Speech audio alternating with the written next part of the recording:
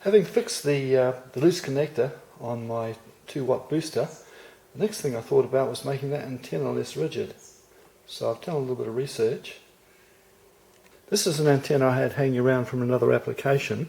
It's got a pin sticking out. That one receives a pin, male and female. So I suspect it's for a different frequency, different application.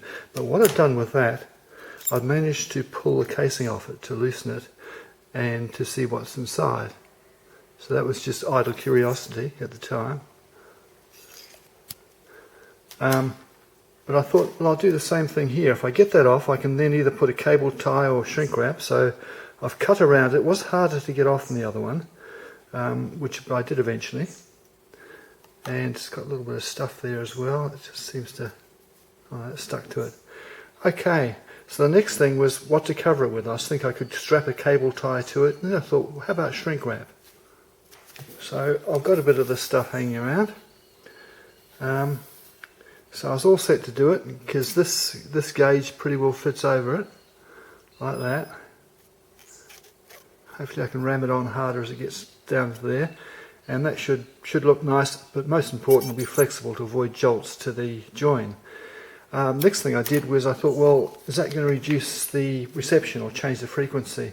So I found a video by Painless 360 where they did some objective testing, and it seems to be saying basically that I'm probably going to get less interference from the shrink wrap than the solid plastic tube that it came with. So I'm going to go ahead and do it. So I've cut a piece of shrink wrap to size. I think it'll fit over there okay. If I have to, I can open up the bottom so it just goes over.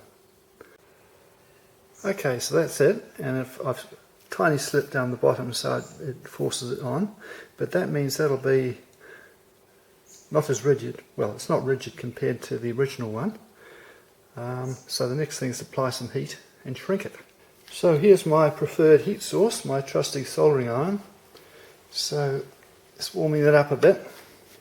It doesn't have to be tight on the wire, as long as it catches on the coil and the thicker bits down below. That should hold it in place.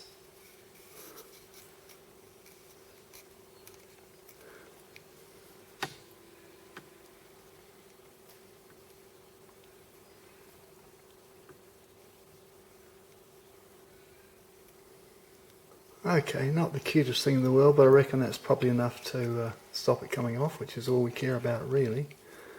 So I'll see if I can bring myself to stop. Yeah, that should do it. Yep. Done. So here's the result. And of course I retained the bendy bit there so I can change the orientation